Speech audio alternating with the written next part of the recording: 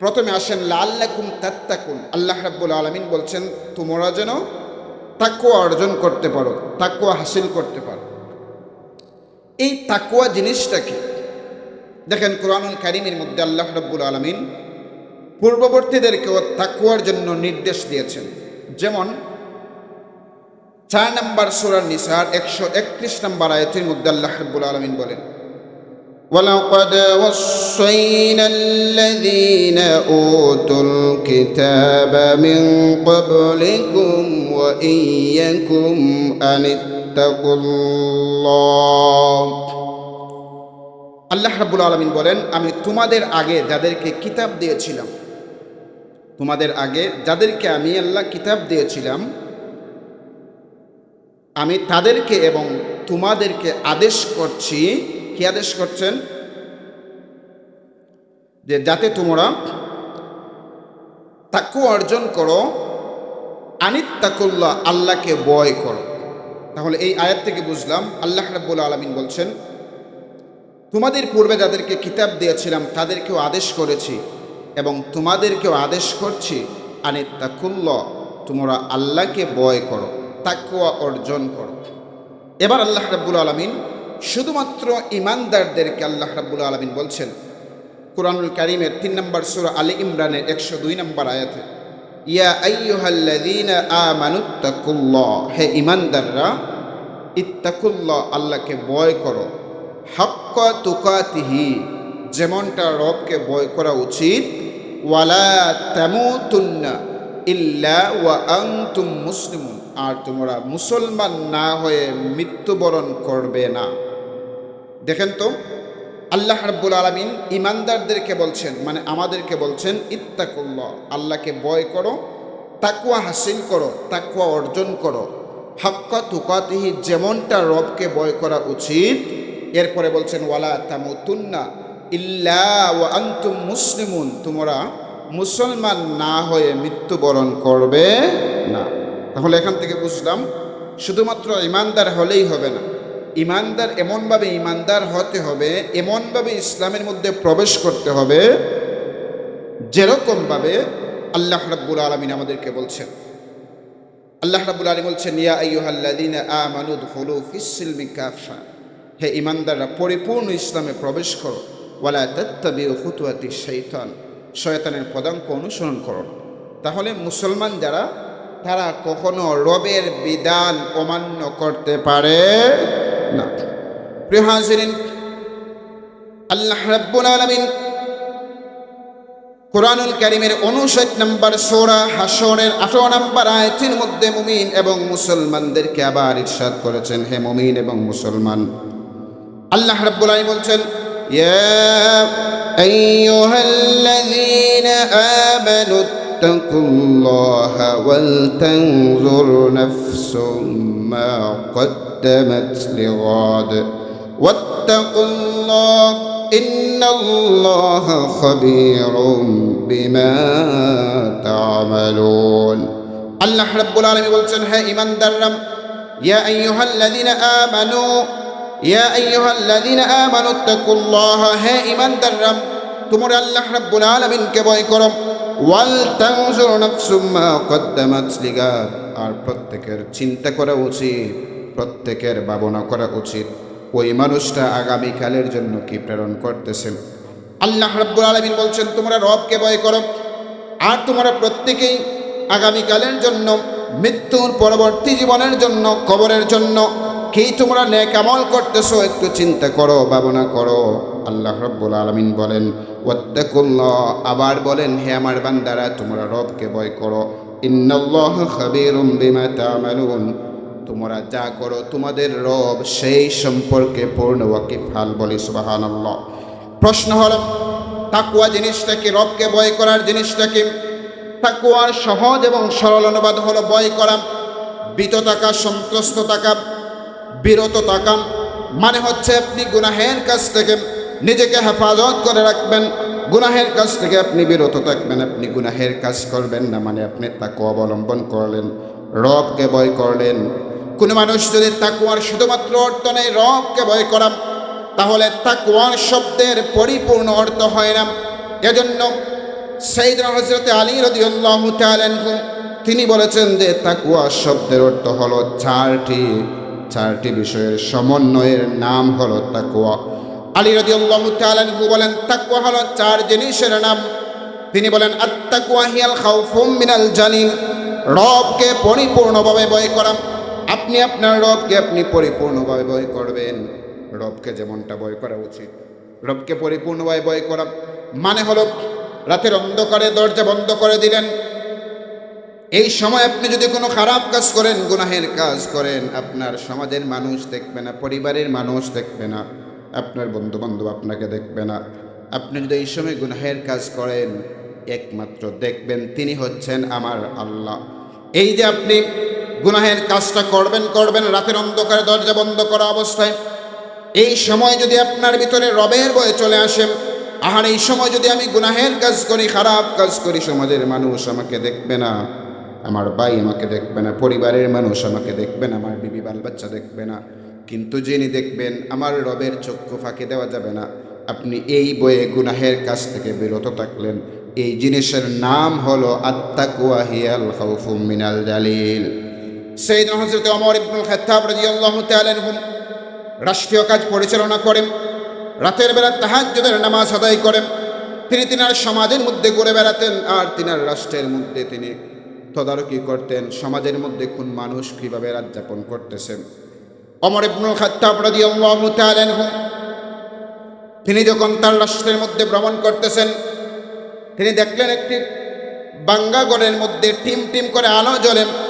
তিনি ওই ঘরের দিকে একটু উকি দিলেন, ঘরের কাছাকাছি গেলেন, যাওয়ার পরে দেখলেন ঘরের ভিতরে টিম টিম করে আলো জ্বলে। তিনি লক্ষ্য করলেন ঘরের ভিতর বৃদ্ধ মা তার মেয়েকে বলছেন, আমার মেয়ে শোনো, আজকে যে তুমি দুধ দহন করেছ, এই দুধের পরিমাণটা কেমন? মেয়ে বলল, মা আজকে যে দুধটা দহন করেছে এই দুধের পরিমাণ হচ্ছে একেবারেই কম। মা বললেন, আমার মেয়ে, এই কম পরিমাণ দুধ যদি তুমি বাজারে বিক্রি করো তাহলে আমাদের দিনাতিপাত করা যাবে না। তুমি এক কাজ করো, এই দুধের মধ্যে একটু পানি মিশাও।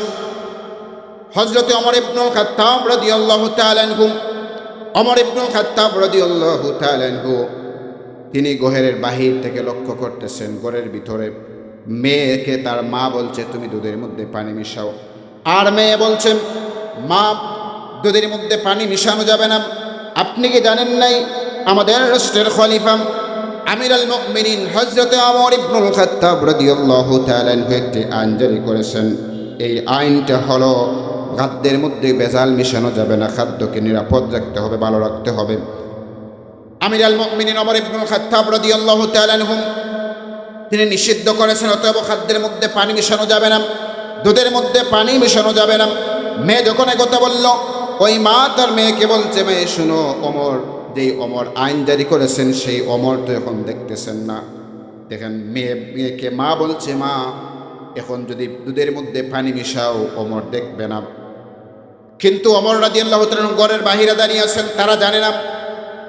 মেয়ে বলল, আমার মা দুধের মধ্যে পানি মিশানো যাবে না, আর যদি মিশাই ওমরের চোখকে ফাঁকি দেওয়া যাবে, কিন্তু ওমরেরও রব যিনি সেই আল্লাহর চোখকে ফাঁকি দেওয়া যাবে না। বলি সুবহানাল্লাহ।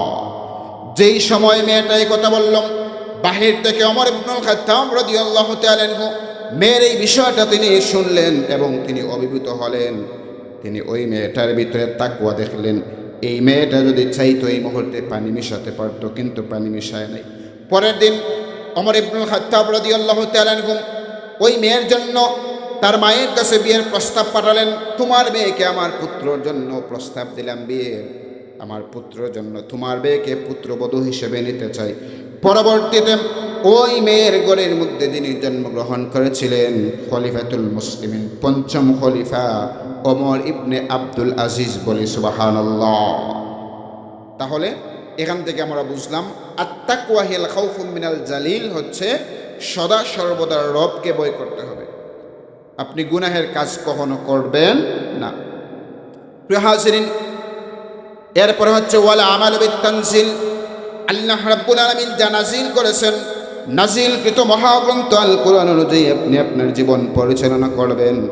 আল্লাহ রাব্বুল আলামিন এই কোরআন নাজিল করেছেন, এই কোরআনের মধ্যে আল্লাহ রাব্বুল আলামিন 114টি সূরা দিয়েছেন। আল্লাহ রাব্বুল আলামিন কোরআন নাজিল করেছেন, কোরআনের বিধান আমাদের জন্য দিয়েছেন। কোরআনের মধ্যে আপনি আদেশ পাবেন, নিষেধ পাবেন, ওইগুলো আপনি মেনে চলবেন।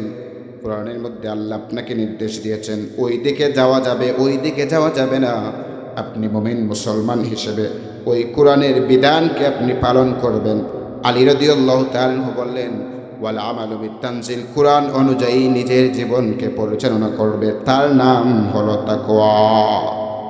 3 নম্বর হলো তাকওয়া। 3 নম্বর ব্যাখ্যা হলো ওয়াল কিনাতু বিল কালিল, অল্পে তুষ্ট থাকা। বলেন তো আমরা কি অল্পে তুষ্ট থাকি? না, আমরা অল্পে তুষ্ট থাকি না।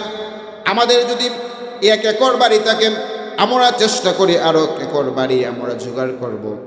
আমার যদি একটি গাড়ি থাকে, আমি চেষ্টা করি আরেকটা গাড়ির কীভাবে মালিক হওয়া যায়। আলী রাদিয়াল্লাহু তাআলা বলেন, তাকওয়া অর্জন তখনই করতে পারবেন যখন অল্পে তুষ্ট থাকবেন। আল্লাহ রাব্বুল আলামিন আমাকে যা দিয়েছেন তাকেই আমি সন্তুষ্ট, আমি শুকরিয়া আদায় করব আমার রবের। সদা সর্বদা আমি বলবো আলহামদুলিল্লাহ, আল্লাহ আমাকে যা দিয়েছেন আমার জন্য আল্লাহ রাব্বুল আলামিন এটাকেই মনোনীত করেছেন, এটা পেয়েই আমি সন্তুষ্ট, বলি আলহামদুলিল্লাহ। আলী রাদিয়াল্লাহু তাআলা বলেন, আপনি অল্প তুষ্ট থাকবেন, কিন্তু আমরা উম্মতে মুহাম্মদী আদম সন্তান অল্পে তুষ্ট থাকি না। এজন্য রাসূল কারীম সাল্লাল্লাহু আলাইহি ওয়াসাল্লাম বলেন, আদম সন্তানের পেট দুনিয়াতে ভরবে না যতক্ষণ না তার পেট কবরের মাটিতে ভরবে। আদম সন্তানের পেট তখনই ভরবে যখন কবরে যাবে, কবরে যাওয়ার পরে কবরের মাটিতে আদমের পেট ভরবে। তাকওয়ার 4 নম্বর ব্যাখ্যা হলো ওয়াল ইস্তিদাদু লিয়াউমির রাহিল, মৃত্যুর জন্য প্রস্তুত থাকা। মৃত্যুর পরবর্তী জিন্দেগির জন্য আমাদেরকে প্রস্তুত থাকতে হবে। আপনি মারা যাবেন, মারা যাওয়ার পরে আপনাকে দাফন করা হবে, আপনার শুরু হয়ে গেল আখেরাতের জীবন, বারজাখে জিন্দেগি শুরু হয়ে গেল। এই কবরের মধ্যে মা যাবে না, বাবা যাবে না, স্ত্রী পুত্র কিছু যাবে না, টাকা পয়সা ধন সম্পদ কিচ্ছু আপনার সাথে যাবে না। আজকের এই সন্তানের জন্য আপনি হারাম রাস্তায় টাকা উপার্জন করেন, আজকের এই সন্তানের জন্য আপনি মানুষের সাথে বিবাদ সৃষ্টি করেন, ওই সন্তান আপনি মারা গেলে কবর পর্যন্ত যাবে, কবরের ভিতরে আপনার সন্তান আর যাবে না। নিষ্ঠুরের মতো আপনাকে দাফন করে মাটির মধ্যে পাড়িয়ে পাড়িয়ে মাটি দিয়ে আপনার সন্তান বাড়িতে চলে আসবে। 2 দিন 3 দিন, 1 সপ্তাহ, 1 মাস, 2 মাস, 3 মাস, এরপরে সন্তান আপনার সুখ। আপনি বাবা মারা যাওয়ার যে কষ্ট, সন্তান অটোমেটিক সেই ব্যথা বলে যাবে। এজন্য ওয়াল ইস্তিদাদু লিয়াউমির রাহিল, মৃত্যুর পরবর্তী জীবন আখিরাতের জন্য সদা প্রস্তুত থাকতে হবে। এই 4টি বিষয়ের নাম হলো তাকওয়া। আবার বলছি, আত-তাকওয়া হিয়াল খাউফু মিনাল জালিল ওয়াল আমালু বিত-তানজিল ওয়াল ইস্তিদাদু ওয়াল কিনাতু বিল কালিল ওয়াল ইস্তিদাদু লিয়াউমির রাহিল, এই 4 জিনিসের নাম হলো তাকওয়া। এরপরে তাকওয়ার ব্যাখ্যা করতে গিয়ে হযরত আব্দুল্লাহ ইবনে মাসউদ রাদিয়াল্লাহু তাআলা আনহু বলছেন, 3 জিনিসের নাম হলো তাকওয়া। তিনি বলেন, আইয়াতু আল্লাহ ফালা ইউসা, প্রত্যেক কাজে আল্লাহর আনুগত্য করা, আনুগত্যের বিপরীত কোনো কাজ না করা। 2 নম্বর হলো ওয়া আইয়ুযকারা ফালা ইউসা, আল্লাহ রাব্বুল আলামিনকে সদা সর্বদা স্মরণ করা, কখনো বলে না যাওয়া। ওয়া আইয়ুশকারা ফালা ইউকফার, সব সময় আল্লাহ রাব্বুল আলামিনের কৃতজ্ঞতা প্রকাশ করতে হবে, কখনো কৃতজ্ঞতা প্রকাশ করা যাবে না। এই 3 জিনিসের নাম হলো তাকওয়া। আরো সহজ ভাষায় বলি, হযরত ওমর ইবনুল খাত্তাব রাদিয়াল্লাহু তাআলা আনহু উবাই ইবনে কাব রাদিয়াল্লাহু তাআলা আনহুকে বলছেন, ভাই কাব, তাকওয়া সম্পর্কে আমাকে একটু শোনাও, তাকওয়া জিনিসটা কি? উবাই ইবনে কাব রাদিয়াল্লাহু তাআলা আনহু বললেন, ওমর, ভাই ওমর, তাকওয়া জিনিস বোঝার জন্য আমাকে প্রশ্ন করেছেন, তার পূর্বে আপনি আমাকে একটি প্রশ্নের জবাব দিন। বলে কি? আপনি যদি কোনো একটি কাঁটাযুক্ত জঙ্গল অতিক্রম করেন, যেই জঙ্গলের মধ্যে শুধু কাঁটা আর কাঁটা, এই জঙ্গলটা যদি আপনি অতিক্রম করেন, কিভাবে অতিক্রম করবেন? ওমর ইবনুল খাত্তাব বললেন, ভাই শোনো, আমি যখন এই রাস্তা অতিক্রম করব, উভয় পাশের কাঁটা যাতে করে আমার শরীরের মধ্যে না লাগে, আমার শরীরের কাপড় যেন না ছিঁড়ে, এজন্য আমি আমার শরীরটাকে আঁটোসাঁটো করে, কাপড়কে আঁটোসাঁটো করে আমি রাস্তা অতিক্রম করব। উবাই ইবনে কাব রাদিয়াল্লাহু তাআলা আনহু বললেন, তাকওয়া হচ্ছে ওই জিনিসের নাম, দুনিয়ার জমিনে আপনি চলাফেরা করতে গেলে ডানে বামে সামনে পিছনে আপনাকে অপরাধ গ্রাস করবে, গুনাহের কাজ আপনাকে আহ্বান করবে। কিন্তু আপনি একজন মুমিন হয়ে, আপনি একজন তাকওয়াবান মুসলমান যদি হতে চান, এই গুনাহের কাজে যাওয়া যাবে না। আপনি শুধুমাত্র রবের রাস্তায় থাকতে হবে, ওই জিনিসের নাম হলো তাকওয়া। প্রিয় হাজিরিন, তাকওয়া আপনাকে কিভাবে হাসিল করবেন, আপনি কোন পদ্ধতিতে তাকওয়া অর্জন করবেন, এজন্য তাকওয়া অর্জন করার জন্য কয়েকটি পদ্ধতি বলতেছি। এক নাম্বার পদ্ধতি হলো, আপনি যদি তাকওয়াবান মুসলমান হতে চান, তাকওয়া হাসিল করতে চান, তাকওয়া অর্জন করতে চান, তাহলে প্রথম নাম্বারে হলো সদা সর্বদা আল্লাহ তাআলাকে আপনি স্মরণ করবেন। যদি আপনি সদা সর্বদা আমার রবকে স্মরণ করতে পারেন, তাহলে আপনি কখনো গুনাহের কাজ করবেন না। আপনার ভিতরে রবের ভয় থাকবে, তাকওয়া চলে আসবে। কারণ হচ্ছে, আপনি দুনিয়ার যেই জায়গার মধ্যে যান না কেন, সমুদ্রের অতল গহীনে যদি গিয়ে আপনি অবস্থান করেন, এরপরেও আমার রব আপনাকে দেখতে পারবেন। আপনি যদি উঁচু দুর্গ নির্মাণ করে আকাশে অবস্থান করেন, আমার রব আপনাকে সেখানেও দেখতে পারবেন। আপনি যদি গ্লাস ফিটিং করে ঘরের মধ্যে অবস্থান করেন, আমার রব আপনাকে দেখতে পারবেন। এজন্য তাকওয়া অর্জন করতে হলে প্রথম নাম্বার উপায় হলো সদা সর্বদা আমাদের রব আল্লাহ রব্বুল আলামিনকে স্মরণ রাখতে হবে। আল্লাহ রব্বুল আলামিনকে বলা যাবে না। তাকওয়া অর্জন করার দুই নাম্বার উপায় হচ্ছে কোরআন শিক্ষা করা। তাকওয়া হাসিল করার, তাকওয়া অর্জন করার দুই নাম্বার উপায় হলো কোরআন শিক্ষা করা।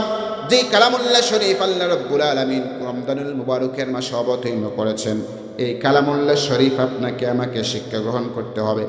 কারণ হচ্ছে, কালামুল্লাহ শরীফের মধ্যে আল্লাহ রব্বুল আলামিন এমন কিছু নিদর্শন দিয়েছেন, এমন কিছু উপমা আল্লাহ রব্বুল আলামিন উপস্থাপন করেছেন, যেই উপমাগুলো আপনি পড়ার পরে আপনি রবকে চিনতে পারবেন, আপনার রবকে, আপনার রবের পরিচয় পেয়ে যাবেন। এজন্য আল্লাহ রব্বুল আলামিন কুরআনুল কারীমের 39 নম্বর সূরা জুমার এর 27 এবং 28 নম্বর আয়াতের মধ্যে বলেন, ওয়ালাকাদ দারাবনা লিন-নাসি ফি হাযাল কুরআনি মিন কুল্লি মাসালিন লাআল্লাহুম ইয়াতাযাক্কারুন। আল্লাহ রাব্বুল আলামিন বলেন, আমি এই কুরআন মানুষের জন্য সব রকমের দৃষ্টান্ত এবং উপমা উপস্থিত করেছি, উপস্থাপন করেছি। কি জন্য? লাআল্লাকুম ইয়াতাযাক্কারুন, যাতে তারা উপদেশ গ্রহণ করে, যাতে আপনি উপদেশ গ্রহণ করেন।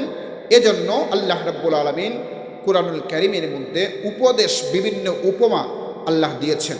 এরপরে 28 নম্বর আয়াতের মধ্যে বলেন, কুরআনান আরাবিয়ান গায়রা যী ইওয়াজিল লাআল্লাহুম ইয়াত্তাকুন। এই কোরআনকে আমি আরবি ভাষায় অবতীর্ণ করেছি। কুরআনান আরাবিয়া, আমি কোরআনকে আরবি ভাষায় অবতীর্ণ করেছি। এই কোরআনের মধ্যে কোনো পেছানো কথা নাই, কোনো বক্রতা নেই। এরপরে বলছেন যে লাআল্লাহুম ইয়াত্তাকুন, যাতে তোমরা তাকওয়া অর্জন করতে পারো, মুত্তাকি হতে পারো। বলি সুবহানাল্লাহ।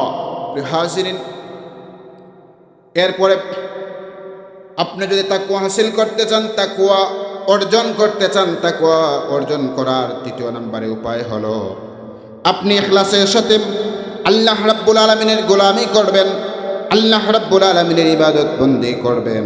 আপনি যদি রবের ইবাদত ইখলাসের সহিত একনিষ্ঠ নিয়তে করতে পারেন, তাহলে আল্লাহ রাব্বুল আলামিন আপনাকে তাকওয়া দান করবেন, আপনি তাকওয়াবান মুসলমান হতে পারবেন। 2 নম্বর সূরা বাকারার 21 নম্বর আয়াতের মধ্যে আল্লাহ রাব্বুল আলামিন বলেন, ইয়া আইয়ুহান নাসু উবুদু রাব্বাকুমুল্লাযী খালাকাকুম ওয়াল্লাযীনা মিন ক্বাবলিকুম লাআল্লাকুম তাত্তাকুন। আল্লাহ রাব্বুল আলামিন বলেন, ইয়া আইয়ুহান নাস, হে দুনিয়ার মানুষরা শোনো, উবুদু রাব্বাকুম, তোমরা তোমাদের রবের ইবাদত বন্দেগী করো, রবের গোলামি করো।